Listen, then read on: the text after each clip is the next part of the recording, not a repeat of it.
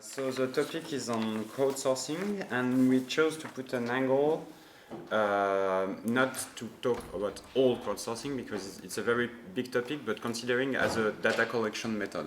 So how can the data collected by crowdsourcing be used by humanitarian organization?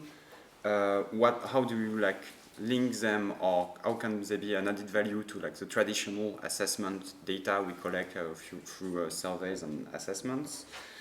And also the question of quality, representativity of the people that send the information. So it's kind of a broad topic, I think. We have here several organizations that do different type of work. So we have Per from the Standby Task Force, which will show a lot of different projects because they are, I think, really advanced in terms of crowdsourcing and working with the data of crowdsourcing. We have Laura, who will also... Kelly, sorry. Same organization. We have Kelly from SIMLab. She will present, and maybe more with this angle of who are the people contributing, how can we make sure that they are representative. And then Melanie from University of Heidelberg will conclude on maybe more asking questions from a research point of view, also on these topics of quality, etc. So this session has been branded as a Nomad, as you can see with, no, there is no logo here, but I will show you anyway. Who is familiar with the Nomad project here? Okay, so I will be short. It's just it's a project we have with IMAP and CartONG. And so we thought it would be a good opportunity to speak about it, since this project is about bringing information to humanitarian organization about mobile data collection first, but then it's kind of extended to a lot of different forms of data collection, since it also includes SMS, so it's quite connected with crowdsourcing. So I just wanted to introduce you a bit the project because we kind of relaunched it this year. So the idea is that we have a database of solutions, which information on them, plus a form that people can use to try to identify the solution most fitting for them to do that mobile data collection. I will show it in a second. So it's a project that is led by us and IMAP, and several organizations participated over the years. Okay, I will be very short, since we don't know. And basically, we also run workshops on a not regular basis when we can, and we had one in Amman this year that went really well, so we're considering doing one next year, but it's very much based on interest from organization. We did this one in Amman because UNHCR invited us, kind of. So if people are interested, if you're really into mobile data collection, it's a very nice opportunity to gather the IM community in an area. We had really all the IMs from Amman coming, so it was very interesting for them to gather and discuss, because data collection is kind of at the heart of IM for many of them. So that's it. I just wanted to mention it quickly. And if you want to have a look at the website, we just redid it this year, so I'm going to do a bit of advertisement. So you have some information on MDC, and the most interesting part is here down. You have basically a form where you answer questions. You see, do you already have phones? And if I say yes, I have to choose. And let's say I have Android only. Look, you will see we have here a list of solutions, and it will decrease progressively. We were at 49 and we are at 40. So at the end, you end up with 4 to 5 solutions with a comparison matrix of their features. So it's a good entry point.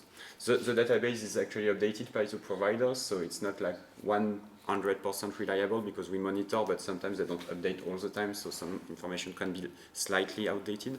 But the idea is you have a broad overview, and then either you get in touch with Nomad or you contact the provider directly. So that's it for the Nomad introduction, and we will move to Per's presentation, which is no, not this one. This one.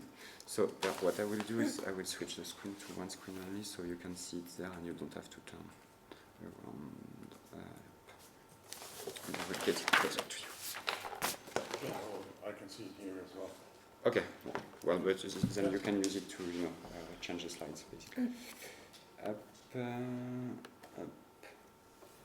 Okay. Ready. Thank you. Alan? Yeah, I was. I think. Yeah, I was.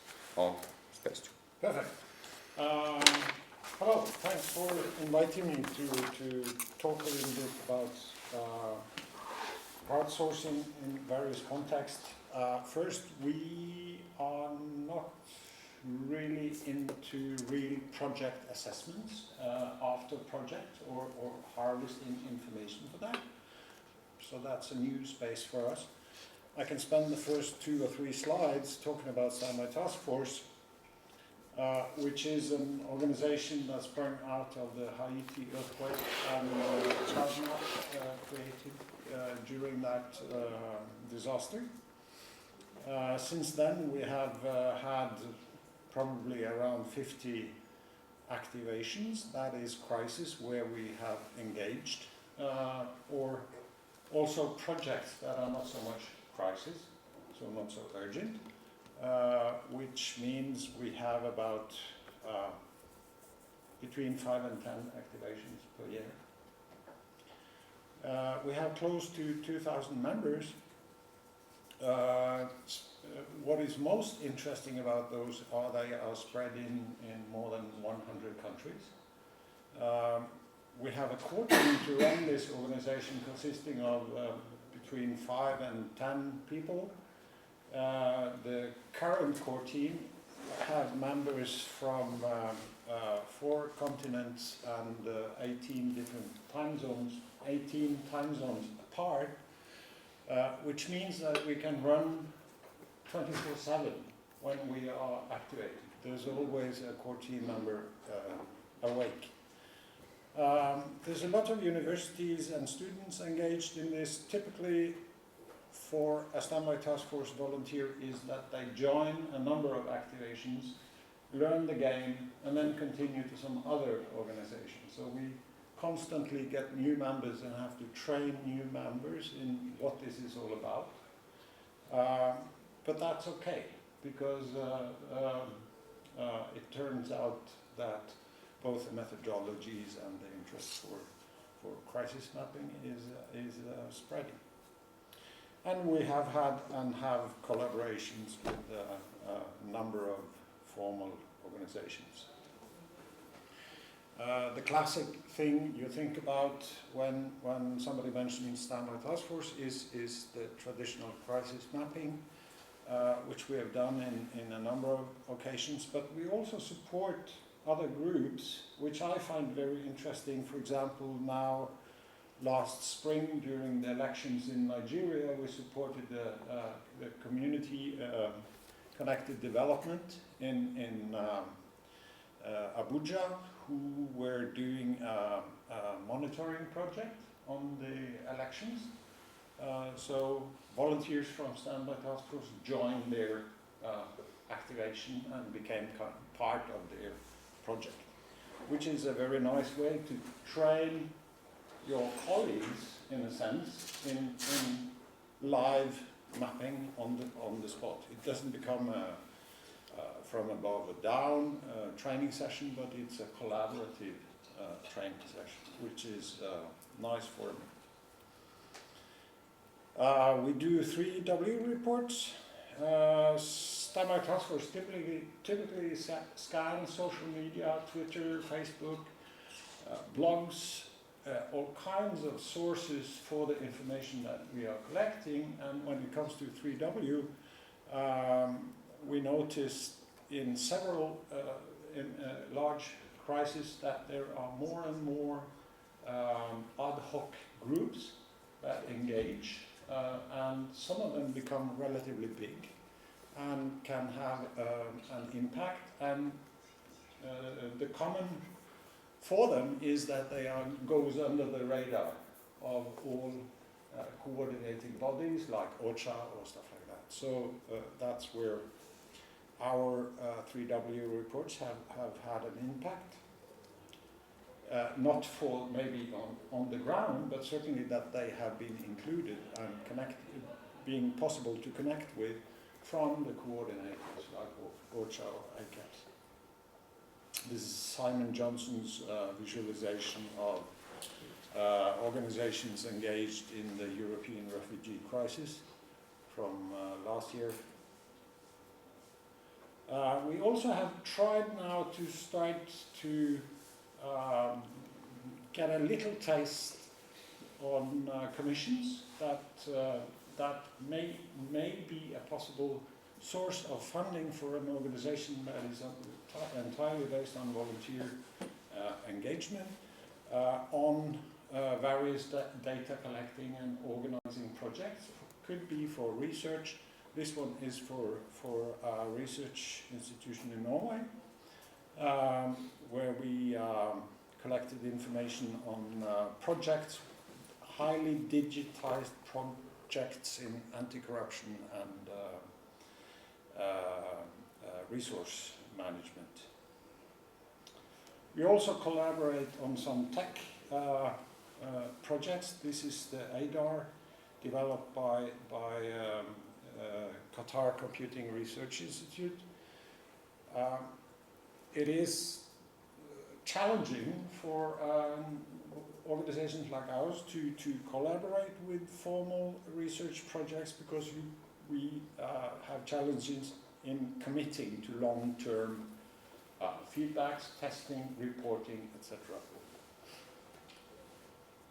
And we do Skype coordination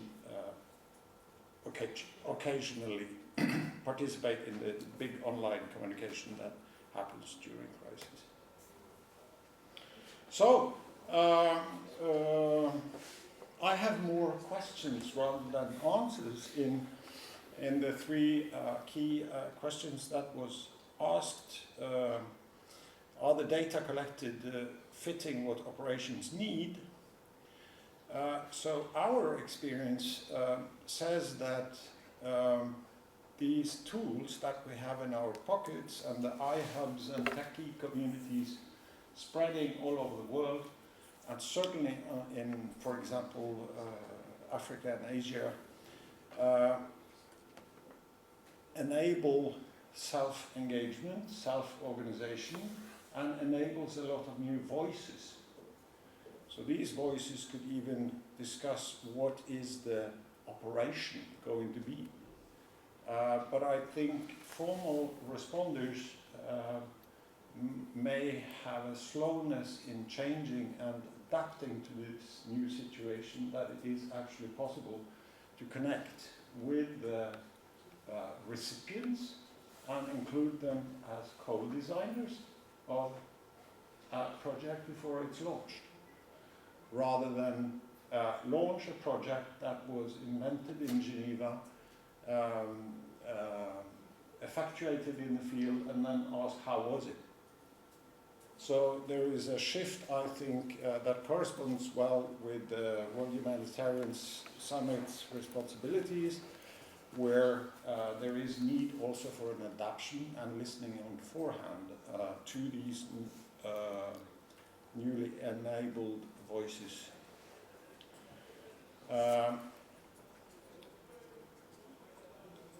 I think also there is a need to look to other sectors and other kinds of projects to look for solutions. So when the question is about participation and representativeness, there are already projects going on in various parts of the world, in maybe other sectors, and I think there is a large possibility to adapt other solutions rather than inventing new ones for each project. So PETA Jakarta is the solution in Jakarta, where you via Twitter collaborate with your fellow citizens in warning about flooding and deviations in traffic. U-Report is a UNICEF project, subscription to an email survey service that has become apparently extremely popular in Uganda and should be a tool that is simply convertible to any country. Reclaim Niger is a long-term project going on in Nigeria on Reclaim Nigeria is really the word behind it. So there are examples that could be learned from.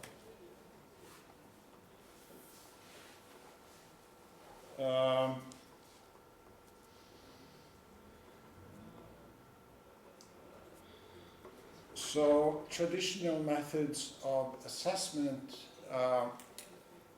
is a field where I think these new tools generates new voices. The only example I'm going to mention here is actually what I did in my master thesis on, where I compared the crowdsourced Uchaguzi election monitoring system in Kenya, compared the results of that project with the formal election monitoring mission from the Carter Center, to see whether the crowd was reporting differently and showing a different picture of the elections than the formal monitoring mission, which they did.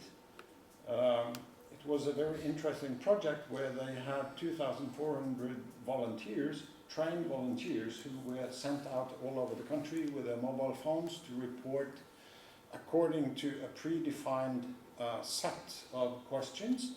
They were to report how about the situation on each poll station in the country where they went. And in addition, they had a 4-digit free number where anybody could send a free text to report back. Maybe the most interesting part was to see the difference between those who reported back according to these predefined questions. That is, respond to a questionnaire, typical traditional method of assessment. They only responded on very few of the questions. Basically, they responded on everything that the voter was confronted with. Long queues, I couldn't find my name on the list, the electronic system didn't work, stuff like that. Practical stuff that was connected to the process of voting, and also on violence. But the free text reports were far more on the surrounding situation around the voting process, fraud, buying of votes, threatening, campaigning, illegal campaigning, etc., etc. Stuff that wasn't on the code card. So if you include the masses in reporting back, you never know what you get. That is the bottom line of what I say, and that assessments should include the opportunity for harvesting new thoughts and new comments and new visions of whatever project or operation. That's it. Thanks.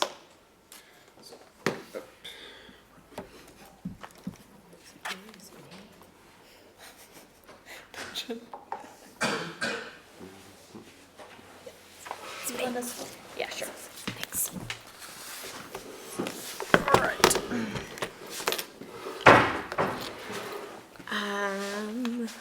Okay, I have all my various notes. Right. Okay, hi, I'm Kelly. Right. SIMLab, very quickly, because not everyone knows us. We are a small nonprofit based out of DC that does tech consulting basically for other nonprofits. And really quickly, the project that I'm going to talk about today is kind of our dream project. It was entirely created by us and ActionAid, ActionAid Australia, and it was created with really like our principles in mind from step 1 to step 78. Unfortunately, the project hasn't been funded yet, but we've thought a lot about it, and it's going to be great when it happens. So anyways, the 3 kind of main principles that we've kept in mind for this project are, are being context sensitive, knowing that context is key for everything, fostering accountability and participation so that we ensure that two-way communication is the norm, and that organizations and users are held to account. And then building inclusion just based off of the fact that we know smartphones are not everywhere, and that when you build something with a smartphone, or that requires users to have a smartphone, you're only allowing a certain part of the community to be involved. So that brings us to the project. So Vanuatu is a small island nation in the Pacific, which in 2015 was hit by a cyclone, an earthquake, a volcano, and then Cyclone Pam. And Vanuatu is the world's most at-risk country for natural hazards.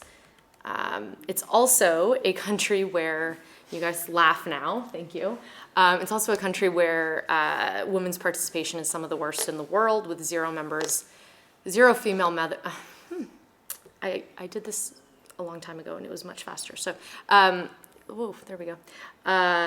It's also a place where 0 women are represented in the national parliament, and decision-making is really something that's done by men. And then, let's see, I'm getting confused with my various things. Plus, we know that in disasters, women and children are 14 times more likely to die than men, and yeah, stuff like that. So, in this context, and don't freak out because this isn't the end, traditional crowdsourcing is not the best option, where you have, this very unequal society where women don't necessarily have access to technology. They don't have a voice in any other kind of way. And when you're talking about a disaster, and specifically a needs assessment after a disaster, you would really only be hearing from men who have the phones, who have the power already. So we wanted to create a project where women could actually be a part of the, they could feed in their needs, their very gender-specific needs that are not always captured in assessments. So we jumped on board with ActionAid Australia, who in response to Cyclone Pam in 2015 set up women's forums where women could come and convene their gender-specific needs. And these groups actually continued far after all of the other humanitarian actors left, and they're still up and running today. So right now, over 4,000 women in Vanuatu, out of a population of about 100,000. These women gather together in some of the most remote and affected islands of Vanuatu, and they talk about, women's rights, disaster prevention, leadership, all that kind of stuff. And so we saw, is it advancing by itself? Okay, so then we saw these groups as a really good foundation on which we could build more. So, okay, kind of going back to why we think crowdsourcing is not the best solution in this context, is because number one, you have to have the means. You have to have for people to participate, whether it be a mobile survey or an online forum or something. You have to have airtime, you have to have data, you have to have the device, plus power, plus then you get to knowledge. You have to somehow be in the group or in the market segment that was targeted to be told that this thing exists. And yeah, it doesn't do well with underrepresented voices. So we went with a crowd seeding approach, which has been done a few times. I think one of the most well-known is a project called Voix des Kivu in the DRC, which was essentially trying to understand how kind of militant-run areas of the country, how communities in those areas were getting by. Basically, the researcher wanted information from those communities, and she knew that it would be very hard to get. So, and then there's another example of crowd seeding from Plan International Pakistan, where they did something similar. So with crowd seeding, you essentially choose who you're going to be getting the information from.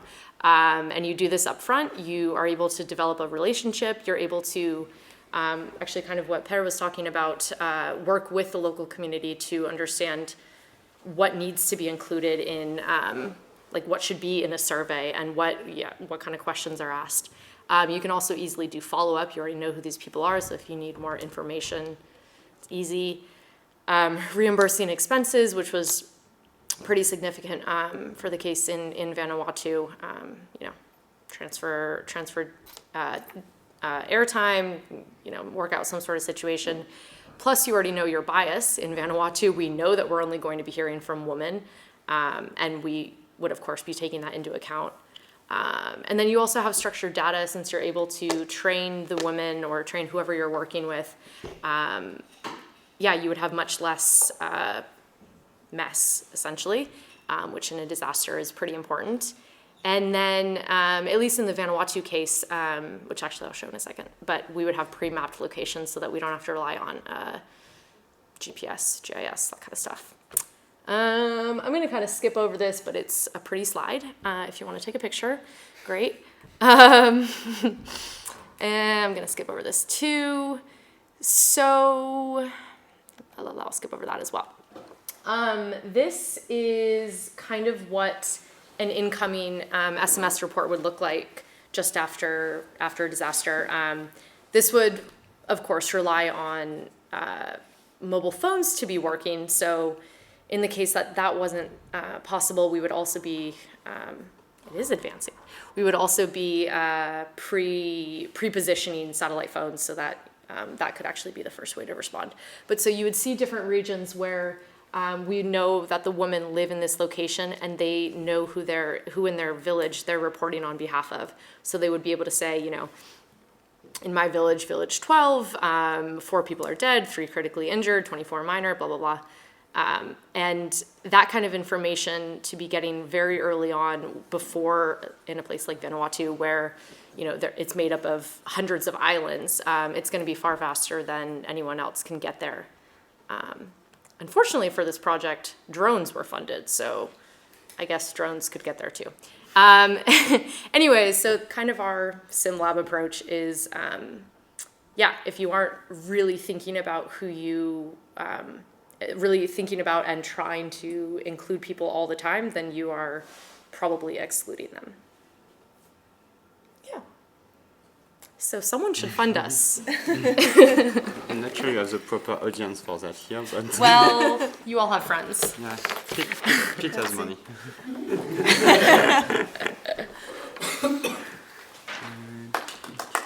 Yes. Okay, we didn't have for you, actually. Sorry. Great. Thank you very much already. My name is Melanie. As Martin already mentioned, I come from Heidelberg University, where I'm working as a research assistant, and therefore I'm also going to use this time to present our perspective on the use of crowdsourcing for humanitarian and disaster management purposes. And that's also my research focus in Heidelberg, where I'm working on the facilitation also of crowdsourced data for humanitarian purposes and humanitarian actions as well. So, to provide a little bit of an overview as well, how I framed it. So what we see is that we, in a kind of a disaster, in the event of a disaster, we have 2 different sides. We have the humanitarian organizations that have different kind of information needs. They need to know where disaster took place, what happened, who is actually affected, and what measurements need to be taken. And we have the beneficiaries that need to know where they can get services and what kind of help they can actually get and where to find this kind of support. And that's where we actually see the great potential of crowdsourcing as well, to actually provide this information and to close this information gap between these humanitarian actors and the beneficiaries on the other hand. And, oh, that's not my, that's old slides. It's not the last one? No. Do you have an... Okay. It's a pretty slide. Just maybe try right. turning on your computer, because I need to get to my emails and I'm not sure internet will work. Yes. So, but I can explain a little bit what I'm going to show. So what I'm going to present is a different kind of research approaches that we have to actually facilitate the use of crowdsourced data for the humanitarian organizations. And therefore I'm going to present some approaches, but also research projects that we have at Heidelberg University and other research institutes and other organizations as well. Great.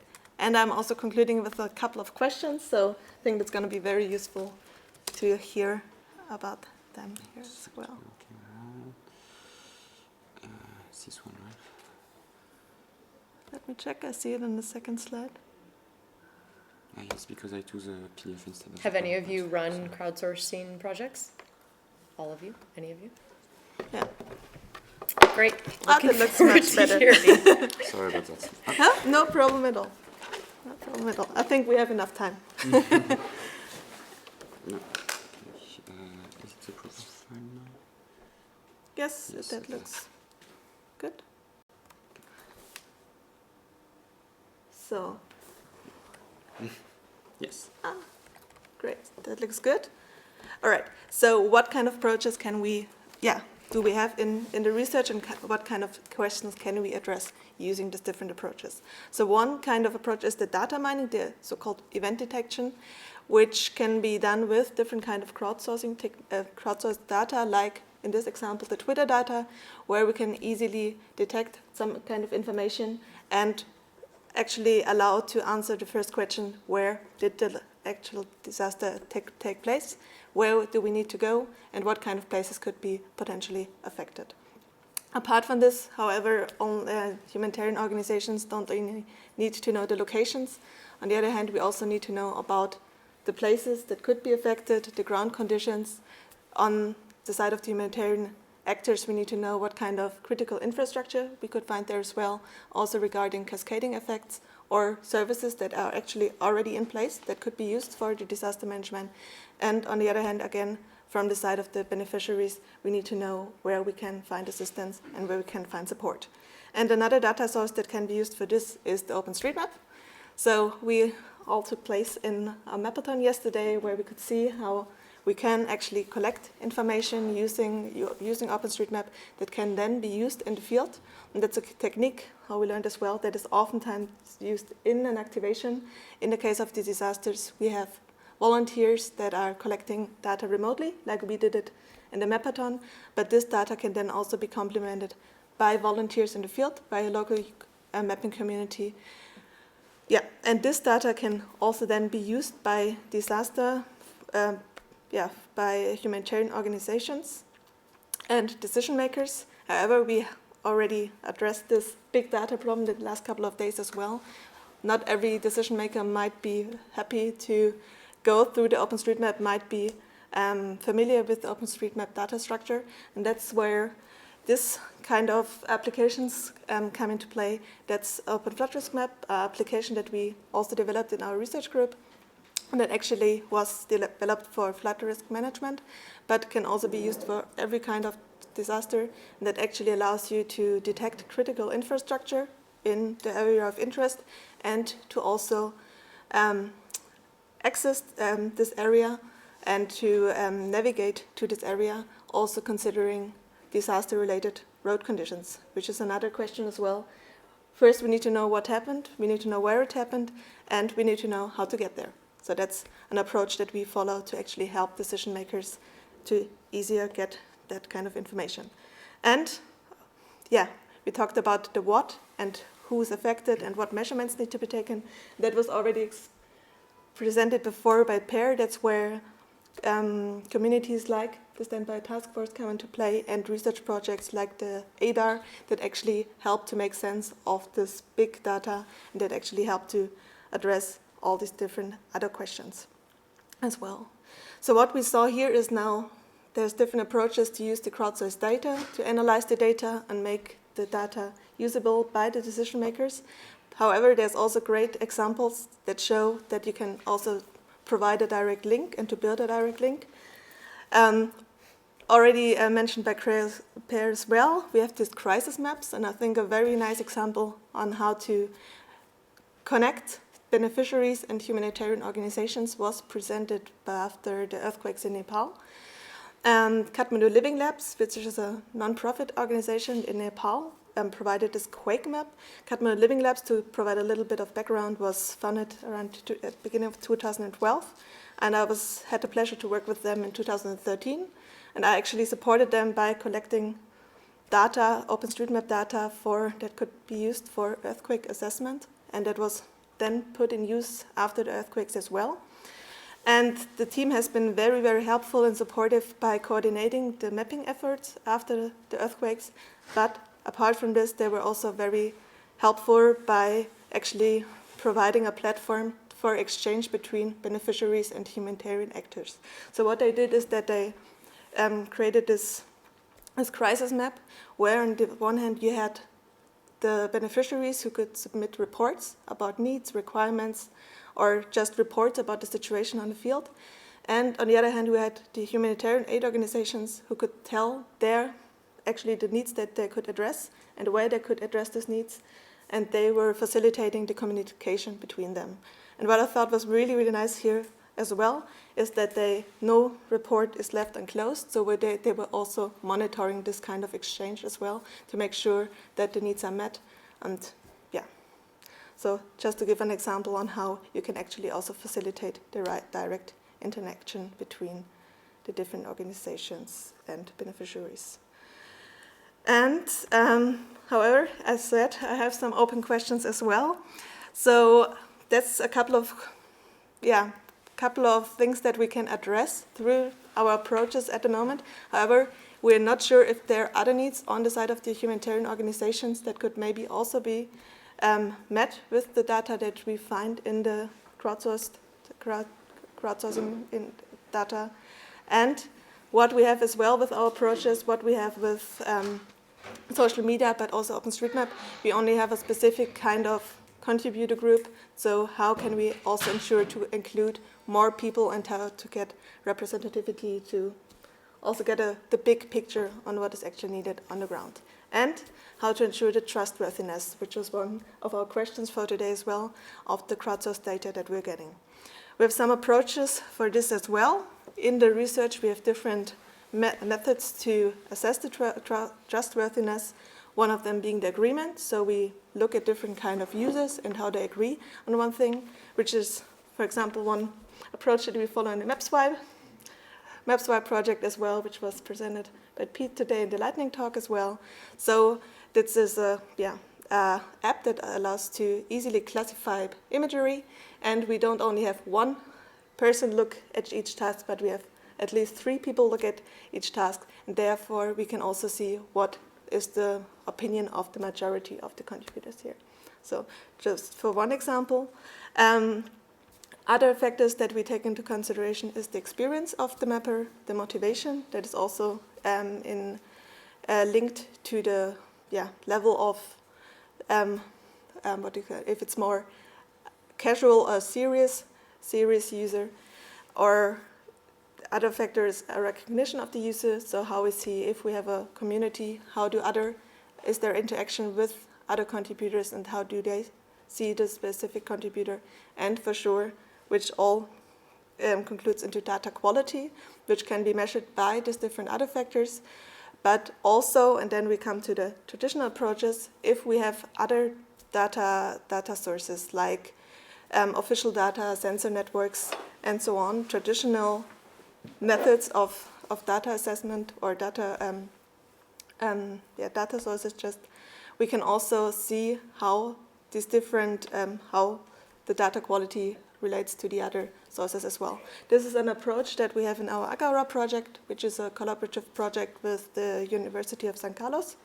And here we have, Agora is like a meeting place, gathering place. That's what we do here as well. So we bring different sources together, and therefore we can provide comprehensive data source, and we get a big picture, and make sure that we have all the information, but we can also assess how the different data sources relate to each other.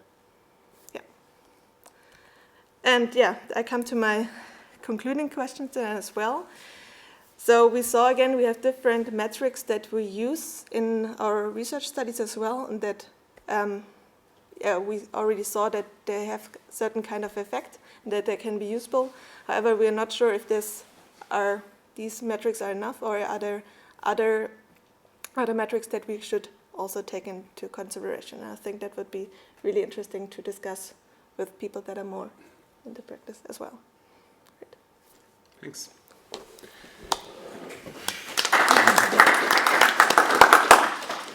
So I think we can already start with comments and questions from the room. So anybody? I have a question. Yeah, go on. I only heard about Pizza Jakarta a couple of weeks ago, and I think it's a kind of citizens assessors flood risk system. So they scan social media looking for words around floods.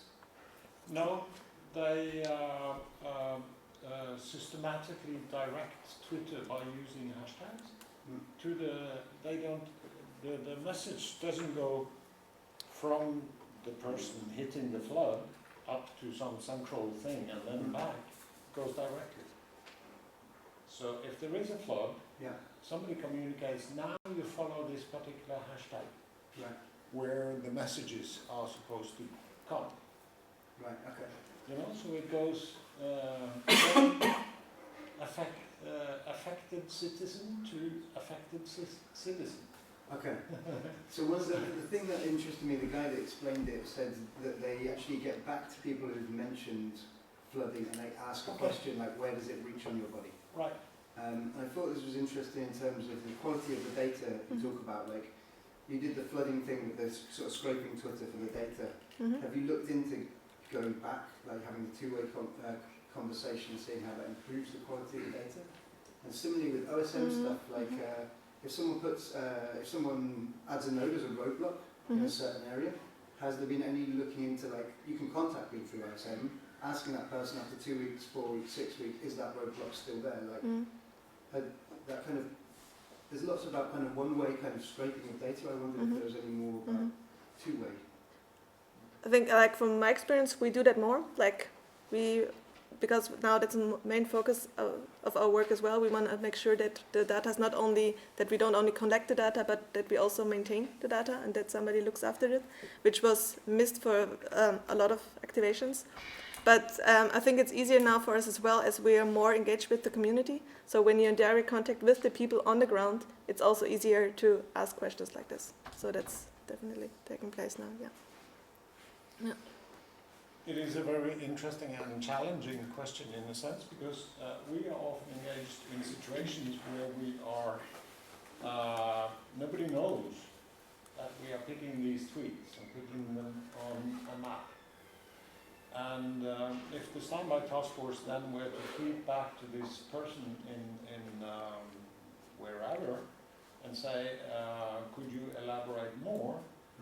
We are, to be honest, afraid of the reaction. Would he say, who are you?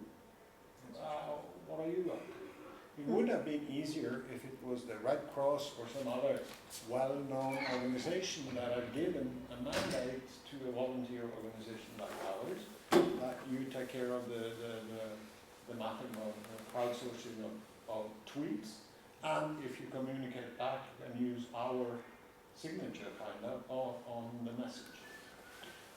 We encountered this problem during the Ebola crisis, and we're really missing that mandate from a formal responder on doing what we were doing, asking the questions we were asking. But it's still, I have to say as well, for us it's also work in progress. So that's something that we are more and more aware of.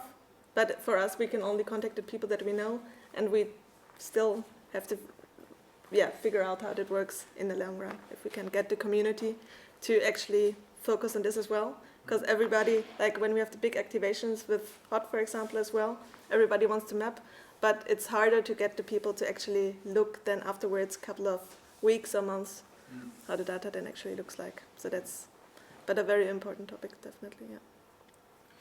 I kind of have a question or comment, I'm not sure what it is, that kind of ties in with that. And that is, my question I guess is, when we do the information products that we produce that are based on crowdsourced data or about data that's available, are we targeting the right people with those information products? Because the feeling I have is, a lot of times you are then giving a report to OCHA or you're giving a report to UNHCR, both of whom are coordinating entities. But the people who actually need that information would be the national level disaster response or civil response organizations, and I just have a feeling there's very much a disconnect. And I mean, as much as I love OCHA and as much as I love UNHCR, they, in an actual emergency, they're not doing that much. That's actually, life-saving. They're coordinating. But if you have a tweet that says, the water is rising to my roof, OCHA is not going to get you off the roof. They're just going to mark on a map and say, like, there's...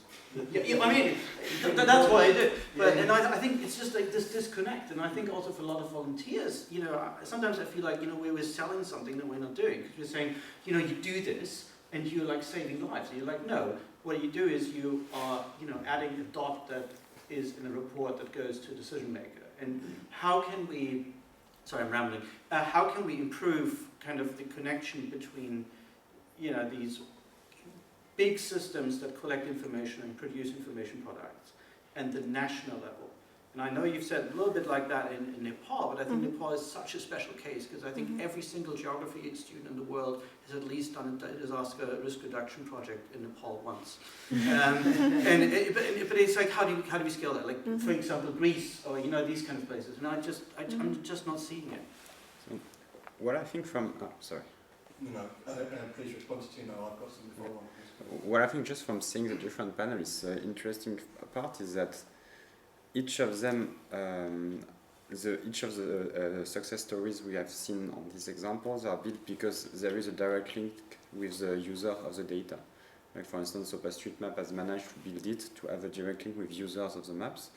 And what you're trying to do basically is that. It's like you are actively creating this connection between the people. And it's the same on several of your examples. So maybe that's part of the solution. Is like it's not providing the services that we are throwing out there for someone to use and like OCHA, it's like it's partnership building with a product, like it's building a specific use case. Well, and yeah, I mean, we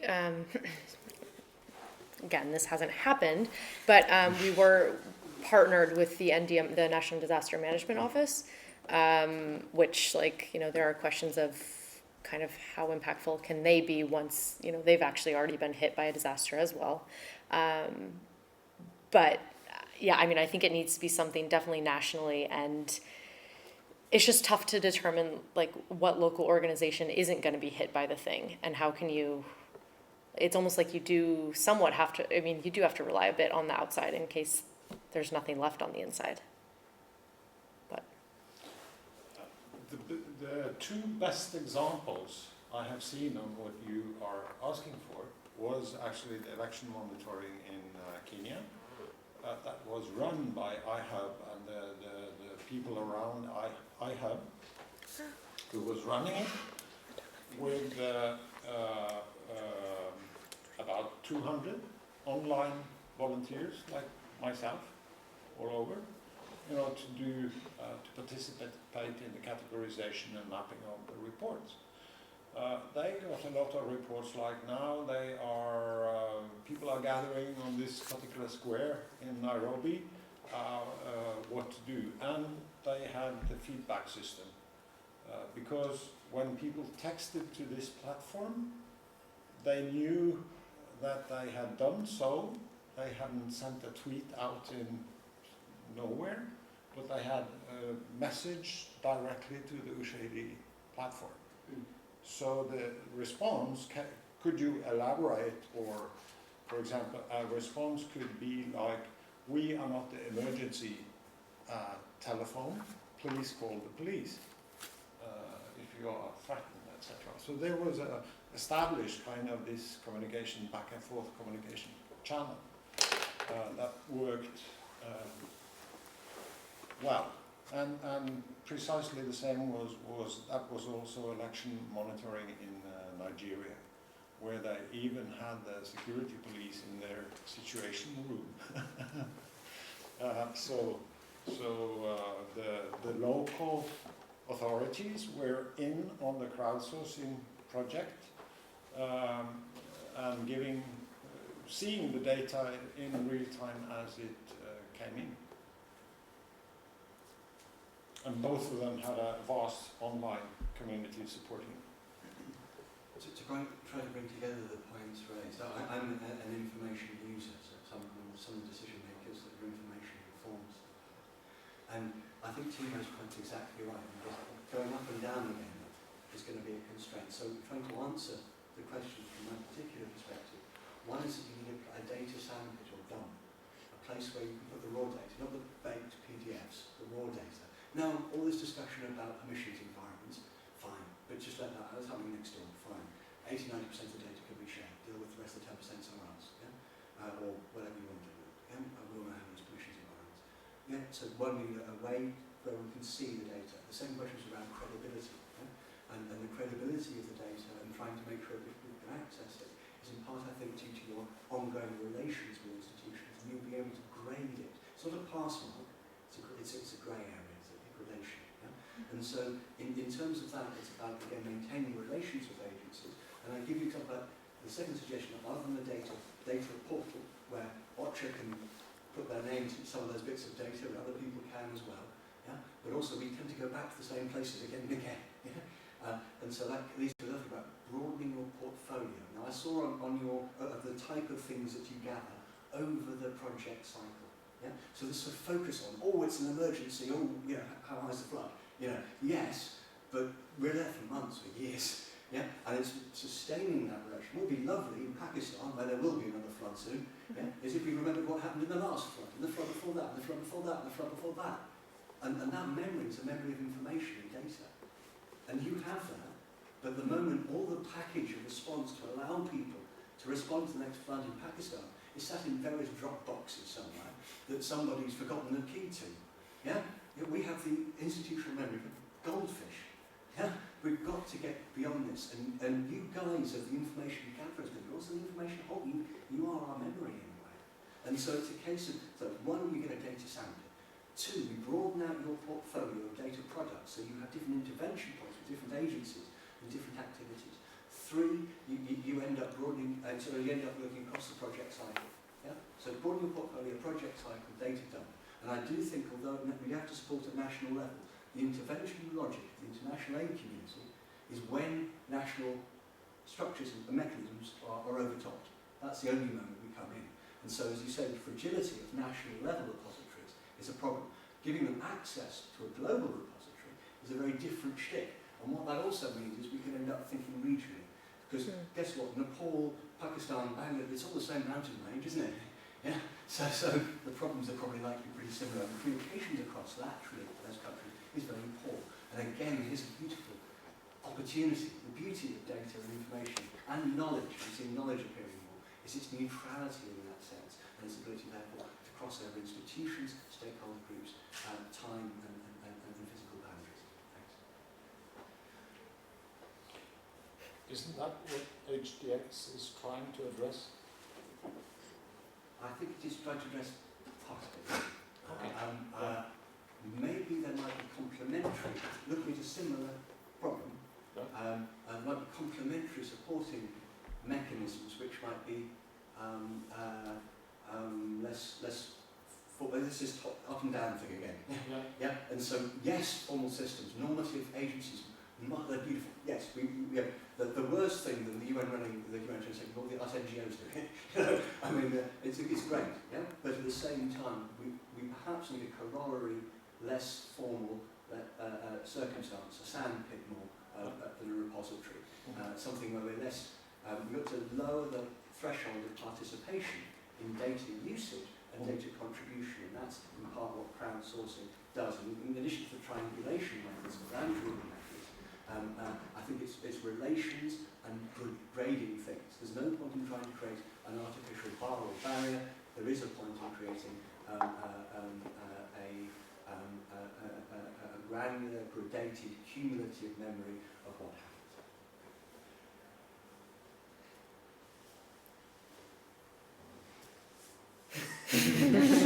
Let's start the conversation. I had a question for you. Yes. Can I ask you a question? These you used cards, question cards in Vanuatu, or Question cards? No, you used pre-defined cards with this code that this island had village number 12 Right. for dead, etc. Yeah. These cards, were they co-created with the same people in the villages? They, in theory, it hasn't happened. They would have been, yes. Yeah. So it probably would not look like V12 as it did in No, that slide. Yeah. But yeah, I mean, the reason for that is simply, you to fit it into 160 characters. Send one text message with codes instead of all the details that you actually need in writing. Yeah. No, because that is that is a major challenge, in my experience, to predefine the questions to which you will get an answer in a crowdsourced mission. Well, and I mean, I think that's or the to predefine the questions. There is, of course, a set of 10 questions that is of course basic. you can always ask. But Yeah. then, in addition to that, there's always these strange changes from every new. Yeah, crisis. definitely. I think, I mean, the Vanuatu case is very particular in that they are used to having disasters. A cyclone, though it's not going to be the exact same cyclone, a lot of the effects of the cyclone are going to be similar. And so a lot of the creation of actually the needs assessment would be in really understanding the history, asking the questions of like, you know, what were the things that you did actually need? And like, obviously these exist already in the humanitarian, you know, everyone has an assessment, but this one is, we don't know of any that have actually been created with the communities themselves, and to be asking it in the way that makes sense to women. And yeah, so I think there would definitely be cases where, you know, we would have to get a phone, like there would have to be other things coming into this. We couldn't get all the information from the text messages, but at least it's a starting point. Can I ask a follow-up question to that? Because I also noticed that, you know, the very strictly formatted messages. Yeah. And I mean, I assume you've used that kind of format in other responses. And I was just, you know, that was a very long string of numbers. And I would assume that you have a fair amount of errors when those numbers are being submitted. Can you share like some kind of, you know, what percentage of, you know, SMS that you get if you use this type of format contains errors, that they either don't have enough characters or too many characters or whatever, that a comma is missing?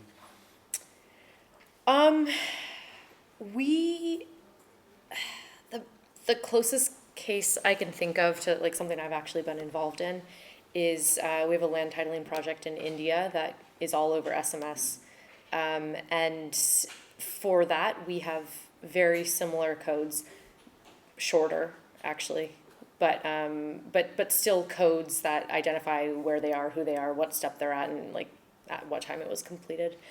And we send auto replies every time if it doesn't fit. If it doesn't fit kind of what the database is expecting, saying like you entered this, like this is an invalid character or this doesn't make sense, and like kind of send them guidelines, and have those text messages be quite personable and not, you know, you have the ability to put in their name if you want to, but like adding these small little things that kind of incentivize people to respond because they think there's a person on the other end that's actually listen to them. So, I mean, yeah, it's a fair point though. There definitely could be errors. Is it high or is it low? I mean, do you have a lot or is it very few? I don't have a number. Definitely, I don't have a number. But in India, it's low. But these are the village level CRPs. They're youth that have been somewhat educated. They're actually about, I would say it's quite low for the people that are entering the information. Yeah. It's a horrible response. But yeah. I actually have a few comments that Sandra gave us because she's taken in another roundtable, but I think she was really interested in the topic here. So it's also like both comment and question, because one of the projects we developed using crowdsourcing recently, it was on Mine Action and trying to get information from the affected people on landmines. It was in partnership with SIMLab actually. And the thing they noticed is that after some point it's difficult to get people engaged in feeding in the mechanism, because at the beginning when you start the thing, you do it collaboratively with the population, you do some fuss, etc., you do the communication. But afterwards, if it's not a topic that people are not preoccupied on a daily basis, and if you don't have a disaster hitting, if it's like a long-term issue like mines, it's difficult to get people engaged. So I would be interested to see if we would be interested to see if people have suggestions on how to tackle that. Maybe pair. I had charming job of being the quality officer of the Bergen National Academy of Art and Design for a couple of years, no, for a lot of years, where you have these regular questionnaires to the students about whatever, how do you like the cantina, and how do you like the teaching, and are you performing well? And in the beginning, when we made this online digital system, we experienced the same thing. And we had a response rate of up to the highest peak was 98% of 300 and something students responded to this. Fine. Because they responded on very pragmatic questions related directly to their personal life as students. But when they noticed that they had been complaining about the cantina without the cantina being fixed, the response rate dropped to 0. You know, so I think that idea is applicable almost everywhere. If you respond to something and your response, you can't see any proof that it has been taken into consideration or it has improved your situation, why bother? And sometimes that is, of course, difficult to show the result that you did fix the situation. That is, of course, very difficult. But maybe we also are not too clever to give feedback to the communities feeding the systems we make. Yep. Simply feedback the results of their inputs. That is at least something. So they can notice, oh, that dot is my response on the map. I've Or also seen whatever. other options like giving credit, give them telephone credit in return that is like increased at each time. Like if you have like assessments over several longer period of time, you start at the beginning giving them, I don't know, maybe nothing for the first 2 surveys, then you say you give them telephone credit in that and that amount, and then it increases over time. I don't know whether that's like the best way to do it, but it's definitely a way to keep them on the subject for longer. I've heard of projects in India doing that. I think it's interesting because if you look also at, like, for instance, OpenStreetMap, many people are contributing which are not beneficiaries, actually, they are just contributing. And it's because they have like kind of a symbolical attribution of participating and seeing the impact of what they do. So again, it's linked with the fact that what they do makes a change, but also it's not only that, it can also be connected to the way they perceive how they contribute. I mean, it's the same, but like also a perception thing. It's not only the actual impact, it's like being taken into account and being listened to and having a use for what they did. But not only like operationally, but also in terms of like communication, feedback, etc.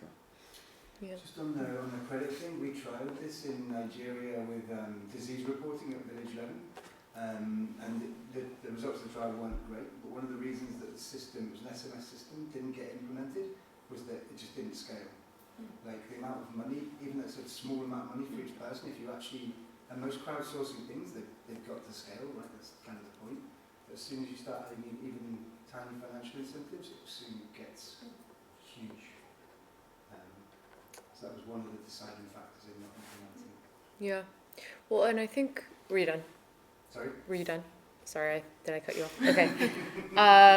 Yeah, I mean, I think it just comes down to incentives, and I think there's like the sending credit or, you know, airtime kind of case, there is definitely a sweet spot of making people feel incentivized, as opposed to going above and beyond and getting people just sharing horrible information or inaccurate just because they know that there's money coming to them.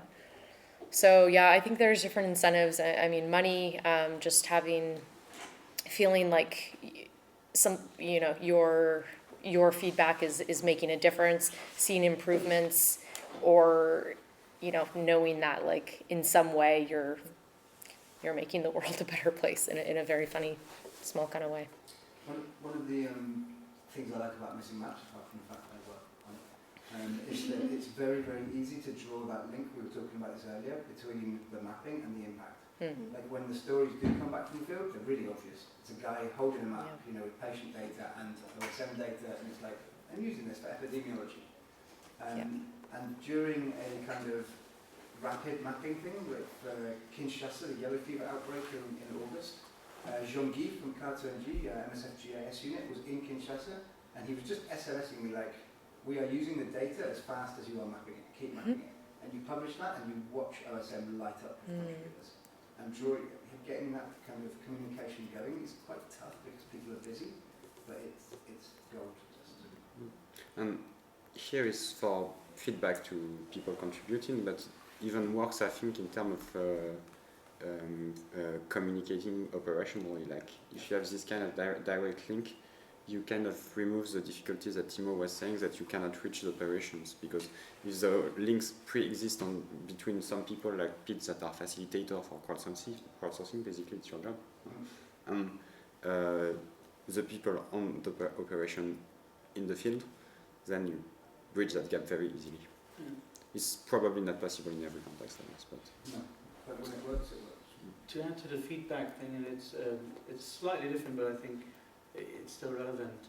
In Greece, Internews started this year a project called In the Loop, like loop as in circle, and because they said they had community workers who every week were in the camps and they were asking people questions. And they said at some point we have to show them that, you know, we're actually doing something with that, else they're not going to answer anymore. And so they started to produce I don't know what the frequency was, but it was fairly frequent, like every week or every 2 weeks. Basically one pager with nice layout and translated into Arabic, Farsi, English, Greek, whatever, where they said, like, you know, this is the information we collected and this is what we've done with it.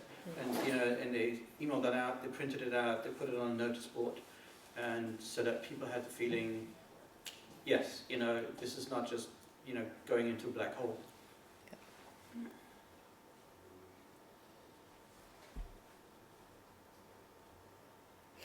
any other comment, question? Okay, so, well, I think we can wrap the session. We are a bit early, but that's good because that will leave us more time for the cocktail. Does that start now? Yeah. Well, it's a coffee/cocktail. Actually, can I ask one more question? Is that Yeah, of course, Timo. Translations. Can you each share like examples how you deal with translation issues? Because, you know, if you're only crowdsourcing in one language, and that is the language that your volunteers speak, that's wonderful. But that is rarely the case. So, whatever, you know, how do you deal with the fact that you have English-speaking volunteers who are trying to analyze Nepali alphabet data? No problem. No, seriously, because on the level of content that we operate on in a tweet message or a text message or these kind of things, the Google translation is in 90% sufficient to get an idea on what the message is. So what we do is we leave both languages there. So if Google Translate tells us that there is 28 people hit by something somewhere, you can pass that information on. And you can spend more time bringing translators in to see, look for nuances or important stuff that Google didn't manage to get. But these emergency messages are so rough, you know. So and the precision level on the kind of information that we get matches. So that this was used during. We used it in Haiti now for Creole messages. We used it during the refugee crisis in Arabic messages and social media posts. Google makes a very poetic version of English by translating from Arabic. It's really interesting. No, but seriously, it surprised me many times how efficient it has become. And it's a huge difference to translate from Arabic to English than Arabic to Norwegian, the latter being hopeless. But all kinds of languages to English is interesting. Microsoft put an extra effort now during Hurricane Matthew to improve their Creole English translator on Bing, is it? Microsoft is Bing's, or Yeah. Bing is, yeah. So there's stuff going on there on the machine language platforms. And you can also basically crowdsource translations too, like Translator Without Borders are doing that. Like cut it in very small pieces that are translated by volunteers. So. Yes. What's also interesting to observe is that if you copy this, Google Translate this particular Arabic sentence, from this sentence you pick the keyword which is interesting for you, for example in a tweet.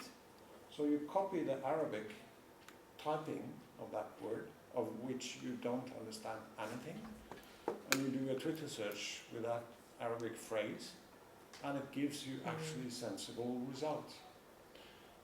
So you can do the search, not understanding anything, and convert it to something that you understand. Of course it takes time, but it is very interesting to see that it works not too bad. Again, a small follow-on from Timo's. In addition to language, there's also a series of other different parallel ways of thinking of things. And have you thought about in your databases at the beginning, looking at trying to create equivalencies? So, for example, you've got completely different stakeholder groups. If you look on prevention web, there's no mention of shelter. But if you look on in the humanitarian sector, there's lots of mention of shelter. Yeah? So there are two different groups who essentially use a different language to describe the same thing. Yeah? And if you're talking about take-up and your relevance across the project cycle, linking to the development axis, but also regional and national, there's not only a linguistic barrier, there's a categorization barrier. And it might be value starting off with databases that can achieve equivalencies. I'm conscious also of Archer's push on taxonomies, but that those taxonomies have corollaries in other sectors, and also they're not yet produced a comprehensive one. We all talked about P-codes a long time ago, trying to deal with that geographically, but I would suggest that there are similar, not ambiguities, but equivalencies that might be explored. And I'm wondering whether or not your databases could support them. Well, at some point someone could argue that the best effort in coordination on data that has been made in the humanitarian sector is OpenStreetMap, and it was built in a completely decentralized crowdsource way by people that were not even humanitarian. So yes, but now we're talking about engagement points, aren't we? So you're only going to re-engage that. Anyway. No, but this is what I meant by a discussion in another room here. I don't think Encyclopedia Britannica paid a lot of attention when Wikipedia was created. And eventually one went down and the other went up. So I think that creation might not have been formed yet. And I'm not certain that it will come from some of the established big units like UN or World Health Organization or whoever. I'm not sure if they will bother. Maybe it is the crowd who is going to make it, the human repository. Yeah. We see it in biology and stuff, these repositories grown. Yeah. So I can say from our, like the work that we're doing, I'm working at the university, so we all work project-based. So, but what we try to do, and I showed the example of the Open Flood Risk Map, what we actually developed was a broad framework that could be used for every kind of disaster, for example, to make it applicable also, and to also, yeah, because now we had a specific project that needed to be directed to flood risk management, but that's how we tackle or address this issue that way. So we actually try to have very broad approaches that can then be put in use for different approaches afterwards. I suppose that the question is everyone's project-based, and how do you add up all those projects that are more than the sum of their parts? And then how do you allow data, knowledge, information to act as that unifier across stakeholders, which have been trying for a long period of time, the recovery framework, to link between relief and development, but also to link between clusters and non-clusters and refugees and this and that. And you offer, as the IM community of practice, you offer the most credible, tangible, immediate bridge across those. It's quite a beautiful thing. Yeah? The question is, how are you going to become more than some of your parts? How are you going to offer that bridge? Very much for the truth.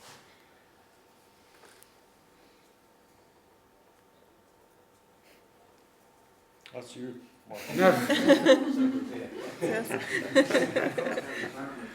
We have a plan. Don't actually do information management.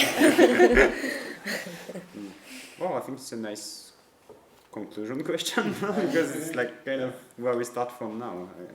So, yeah. I can't really answer that. So it's too. Should we start with a cocktail? Unless we have other questions, we can finish the discussion upstairs too.